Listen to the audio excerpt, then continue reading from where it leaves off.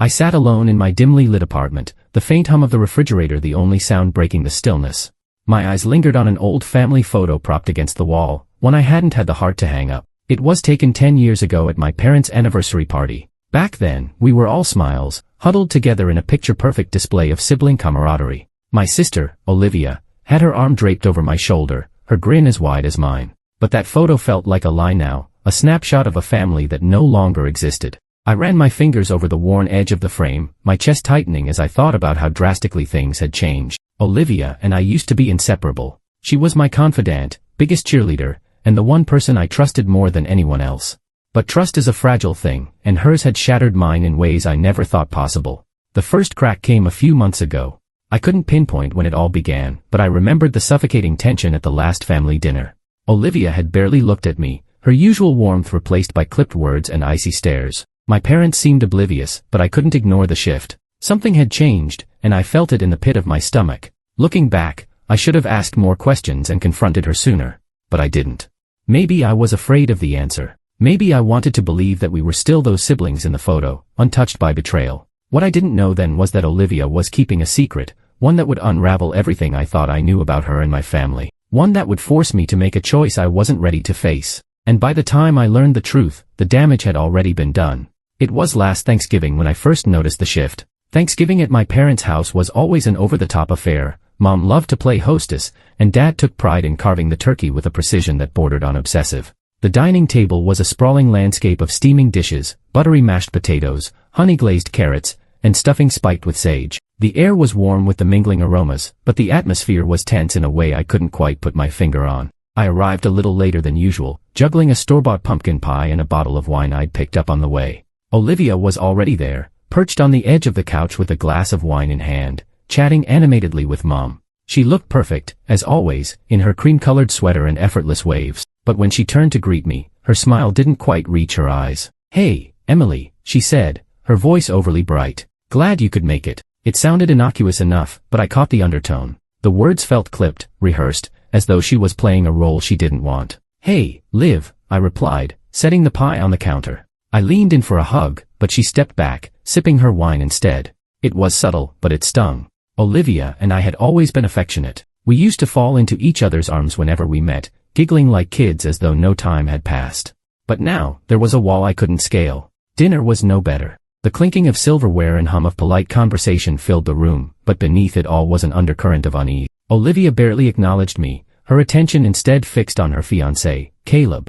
Caleb. He was charming in that disarming, too-perfect way that made you second-guess yourself. Always impeccably dressed, with a square jaw and a smile that could melt glaciers. I had to admit, I understood why Olivia was drawn to him, at first. But there was something about him that never sat right with me. His eyes lingered a moment too long, his compliments felt overly familiar, and his laugh seemed designed to draw attention. I hadn't said anything to Olivia about it. She seemed so happy with him, so certain that he was her forever. Who was I to cast a shadow on that?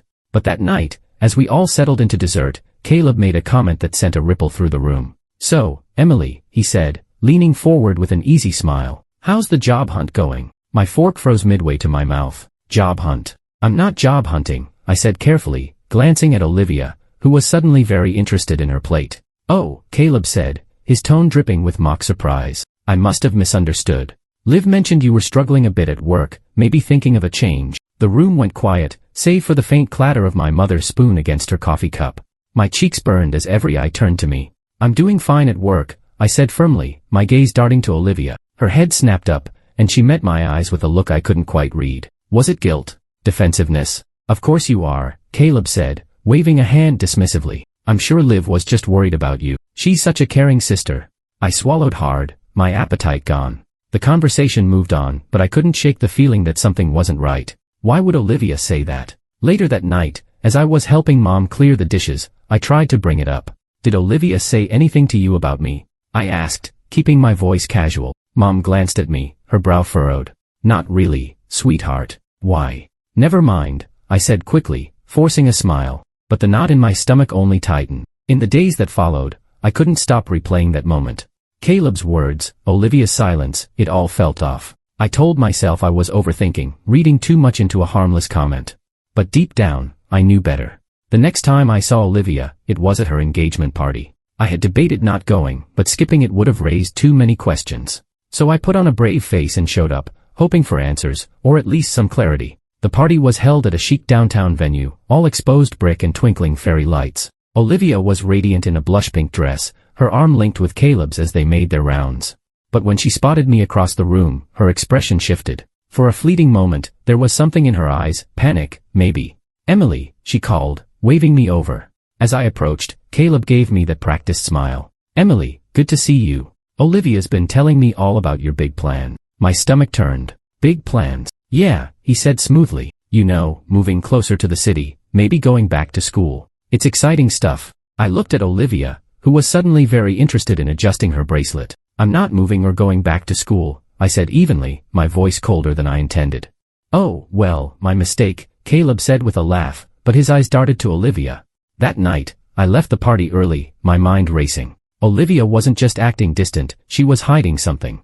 And whatever it was, it involved Caleb. I didn't know it then, but the worst was yet to come. It happened on a quiet Sunday afternoon, just 3 weeks after Olivia's engagement party. My parents had decided to host a small family brunch, a last-minute gathering to catch up, as Mom had put it. I almost didn't go. After the way Olivia had been acting, the thought of sitting across from her, pretending everything was fine, made my skin crawl. But the guilt of staying away got the better of me. So I showed up, dressed in my most neutral outfit, bracing for yet another strained encounter. The house smelled like cinnamon and fresh coffee when I walked in. Mom was bustling around the kitchen, her floral apron dusted with flour. Dad was flipping through the Sunday paper in his favorite chair. It was a scene of domestic bliss, but there was a tension in the air, faint but unmistakable, like the static before a storm. Olivia and Caleb arrived not long after me, their laughter echoing through the hallway as they walked in together. She hugged Mom and kissed Dad on the cheek, but when her eyes met mine, the same unreadable expression flickered across her face. Caleb, ever the charmer, greeted me with a warm smile, but I couldn't shake the feeling that he was sizing me up, as if he knew something I didn't. We gathered around the dining table, the sunlight streaming through the windows casting a golden glow on the spread Mom had prepared. The conversation flowed in fits and starts, but Olivia was quieter than usual. She picked at her food, her gaze darting between Caleb and me, her fingers fidgeting with the edge of her napkin. Finally, Caleb broke the silence. "Liv and I have some exciting news to share," he said, his voice smooth and confident. He reached for Olivia's hand, squeezing it. My stomach tightened. "We've set a date for the wedding," he continued, beaming. "September 14th. Mom clapped her hands together, her face lighting up. Dad grinned, raising his coffee cup in a mock toast. But Olivia wasn't smiling. "Isn't that wonderful, Emily?" Mom said, nudging me with her elbow. "Yeah," I said, forcing a smile. "Congratulations." But my eyes were on Olivia. She wouldn't look at me. As the conversation shifted to venues and guest lists, Olivia's tension became palpable. She kept glancing at Caleb, her hand trembling slightly as she sipped her water. And then, out of nowhere, she stood up. "I need to say something," she blurted, her voice shaky. Everyone froze. "Olivia," Caleb said softly, a warning edge to his tone. "No, I can't keep this in anymore," she stammered, her eyes welling up with tears. "Liv," I said, my heart pounding. "What's going on?" She turned to me, her face a mixture of anguish and guilt. "Emily, I need to tell you something about Caleb." Caleb's expression hardened, but he stayed silent, his jaw clenched. "What about Caleb?" I asked, my voice trembling. Olivia hesitated, her eyes darting to Caleb, then back to me. He hasn't been honest with you, with any of us." "What are you talking about?" I demanded, my pulse racing. Caleb leaned back in his chair, his smile gone. "Olivia, don't do this," he said, his voice low and dangerous. But she ignored him. "Emily," she said, her voice breaking. He came on to me." The words hung in the air like a thunderclap. For a moment, I couldn't breathe. "What?" I whispered, my throat tightening. "It happened months ago," Olivia said, tears streaming down her face. "After one of our family dinners, when Caleb offered to drive me home. He said things, made comments, tried to," her voice cracked, and she looked away. I felt like the ground had been ripped out from under me. My head spun as I tried to process her words. Caleb. The man she was engaged to. The man who was supposed to marry my sister. "Is this some kind of joke?" I said, my voice shaking with disbelief. "It's not a joke," Olivia said, her voice pleading.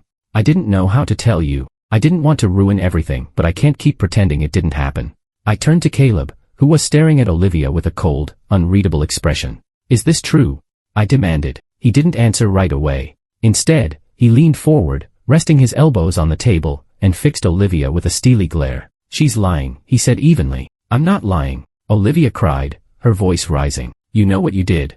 Emily, come on, Caleb said, turning to me. You know Olivia has always been dramatic. She probably misinterpreted something I said. This is ridiculous. His calm demeanor only fueled my anger. You're saying she made this up? Of course I am, he said smoothly. Why would I ever risk everything for something so absurd? But Olivia's tears and the raw emotion in her voice told a different story. My chest tightened as doubt and fury warred within me. I don't believe this, I said, my voice barely above a whisper. Emily, please, Olivia said, reaching for my hand. I'm so sorry I didn't tell you sooner. I was scared, and I didn't want to hurt you, but you need to know who he is. The room was deathly silent. Mom and Dad sat frozen, their faces pale with shock. Emily, Caleb said, his tone softening. Don't let her poison your mind. She's always been jealous of us, you know that. Jealous. Olivia shot back, her voice sharp. You're disgusting, Caleb, and you know it. My head spun as their voices overlapped, the accusations flying back and forth. My hands trembled as I gripped the edge of the table, my mind racing. Someone was lying, but who? The realization hit me like a punch to the gut. No matter what the truth was, my family would never be the same. The silence that followed Olivia's accusation was deafening, as though the house itself held its breath. My mother's face was ashen, her hands trembling as she reached for her coffee cup but stopped midway. My father stared at the table, his jaw tight, as though he were calculating how to piece together the shattered fragments of what had just been said. And me? I felt like I'd been gutted. Emily, Caleb said, his voice softer now, almost pleading. You're not seriously going to believe this, are you? Don't, I snapped, my voice raw. Don't talk to me right now. Olivia sat across from me, her face streaked with tears. She looked small and broken, like she'd been holding this in for far too long. But was it the truth? My heart twisted as I stared at her, searching for some glimmer of certainty. This is ridiculous, Caleb muttered, standing up abruptly. He ran a hand through his perfectly styled hair, his frustration barely contained. I'm not going to sit here and be falsely accused like this. Then leave, I said, my voice trembling but firm. Just go. Emily. I said go, Caleb. For a moment, he looked like he might argue, but then he grabbed his coat and stormed out, slamming the front door behind him. The silence he left behind was suffocating. Mom was the first to speak, her voice shaky. Olivia, are you sure? I mean, maybe you misunderstood, or... Mom. I cut in, glaring at her. Don't you dare. She flinched but didn't say anything else. Olivia's shoulders shook as she sobbed quietly, her hands clutching her lap. Why didn't you tell me sooner? I asked, my voice breaking. Why did you wait until now? I was scared, she whispered. I didn't know how you'd react. I didn't want to ruin your relationship with him, or with me. So you let me stand there, smiling, celebrating your engagement, while this thing was hanging over us. My voice cracked, the betrayal cutting deeper than I could handle. Emily, I didn't know what to do, she cried. I thought I could handle it, that I could just move on, but I couldn't. I couldn't keep lying to you. Lying. I scoffed, tears spilling down my cheeks. You've been lying to me for months, Olivia. You let me believe everything was fine, and now you just dropped this on me like a bombshell. My dad finally spoke, his voice low and measured. We need to take a step back here. Accusations like this, they're serious. Serious. I snapped, turning to him. Dad, she's telling us Caleb hit on her, and you're acting like this is some kind of business negotiation. I'm just saying we don't have all the facts, he replied, his tone maddeningly calm. I couldn't believe what I was hearing. You're unbelievable, I said, shaking my head. Enough. Mom's voice cut through the tension, her hands slamming down on the table. This isn't helping anyone. Olivia, if what you're saying is true, we'll figure it out. But Emily, you need to calm down. Calm down. I echoed, my voice rising. My sister just told me my ex-fiancé, tried to seduce her, and you want me to calm down. Emily, please, Mom said, her voice softening. We're all trying to process this. But I wasn't in the mood for patience. I stood up, my chair scraping loudly against the floor. Process it however you want. I'm done. I stormed out of the dining room and into the backyard, the crisp winter air hitting me like a slap to the face. My breath came in ragged gasps as I tried to piece together how my life had unraveled so quickly. The sliding door opened behind me, and I turned to see Olivia standing there, her arms wrapped around herself for warmth. Emily, she said softly, her voice trembling. What? I snapped, not bothering to hide the anger in my tone. I'm sorry, she said, stepping closer. I know I should have told you sooner. I didn't want to lose you. I let out a bitter laugh. Well, congratulations, Olivia. You've managed to make me lose both of you. She flinched, tears welling up again. That's not fair. Fair. I said, my voice rising. You think this is about fairness? Do you think I care about what's fair right now? My entire world just came crashing down, and you're standing there asking me to feel bad for you. I'm not asking for that, she said quietly. I need you to know I didn't mean for any of this to happen. I turned away, the anger simmering just beneath the surface. I don't know what to believe anymore, Olivia. You've always been the perfect one, the one who could do no wrong. And now you've turned my life into a mess. Her voice broke as she replied, I was just trying to protect you. Protect me, I said, spinning around to face her. By keeping secrets. By letting me fall deeper into a relationship with someone you knew was lying to me. How is that protection? I didn't know how to tell you, she said, her voice barely above a whisper. Well, you figured it out eventually, I said coldly. We stood there in silence, the weight of everything unsaid pressing down on us. For the first time in my life, I looked at Olivia and didn't see my sister, I saw a stranger. I need time, I said finally, my voice shaking. Time to figure out who I can trust. Because right now, it's not you. Her face crumpled, and she turned away, walking back inside without another word. As I stood there alone in the biting cold, one thing became painfully clear, nothing in my life would ever be the same again. That night, I found myself alone in my apartment, staring at the ceiling as the weight of the day pressed down on me. The room was silent, save for the faint hum of the refrigerator in the kitchen. My phone sat on the coffee table, lighting up occasionally with texts from Mom, Olivia, and even Caleb. I couldn't bring myself to read them. For the first time in hours, I let myself cry. The tears came in hot, relentless waves, soaking the throw pillow clutched against my chest. How had everything gone so wrong? The betrayal, the lies, the chaos, it felt unbearable. My mind spun in circles, trying to make sense of it all, but there was no clarity, only an overwhelming sense of loss. I reached for my bookshelf, desperate for something, anything, to ground me. My hand landed on an old photo album, one I hadn't touched in years. Flipping through its pages, I stopped at a picture of Olivia and me as kids, standing side by side at the beach. Our smiles were wide, our arms draped over each other's shoulders, our faces full of unfiltered joy. I traced my fingers over the image, remembering how inseparable we'd been back then. How had we drifted so far apart? Was it just this moment that broke us, or had we been unraveling for years? Suddenly, I thought of Clara. Her voice came to me, calm and steady, from our last conversation. People aren't just their worst mistakes, she'd said. But sometimes, they don't get the chance to be better unless someone holds them accountable. Those words rang in my ears now, cutting through the fog.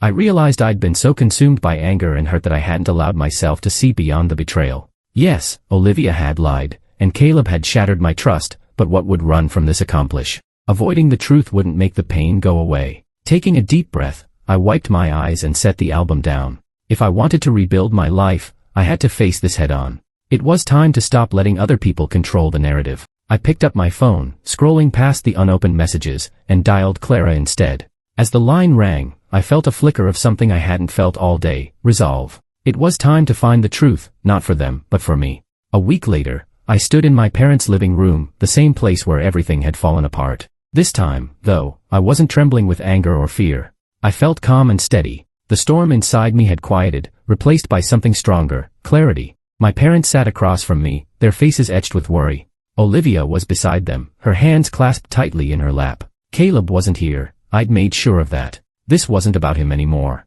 I've had time to think, I began, my voice firm but measured. About what happened, about everything that's been said.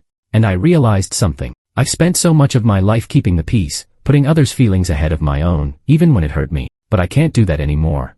Mom opened her mouth to speak, but I held up a hand to stop her. Please, let me finish. I turned to Olivia, meeting her tear-filled eyes. I don't know if I can forgive you yet. What you did, keeping that from me, it broke something between us.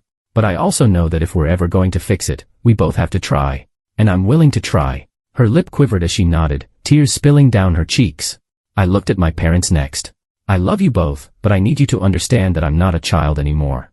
I'm not going to sit quietly while my life is torn apart. From now on, I'm setting boundaries, and I expect them to be respected. As I spoke, a weight lifted off my chest. I felt in control for the first time, not of others, but of myself. When I left that house, I didn't feel broken anymore. I felt free. And for the first time in what felt like forever, I knew I'd be okay. As I walked away from my parents' house, the crisp winter air filled my lungs, and for the first time in weeks, I felt like I could breathe again. The secret that had shattered my world had also revealed something I hadn't been able to see before, my strength. Family isn't about perfection or pretending everything is fine. It's messy and complicated, full of wounds that take time to heal. But it's also about choice, the choice to fight for what's worth saving and to walk away from what isn't. This ordeal taught me that trust isn't just about others, it's about trusting myself. Trusting my instincts, my boundaries, and my worth. I don't have all the answers yet, and my relationships with Olivia and my parents are far from perfect. But for the first time, I feel like I'm standing on solid ground, ready to rebuild, on my terms. Pain has a way of breaking us open, but it also creates room for something new to grow. And as I move forward, I know this, I am stronger than I ever realized, and no one, not Caleb, not anyone, can take that from me.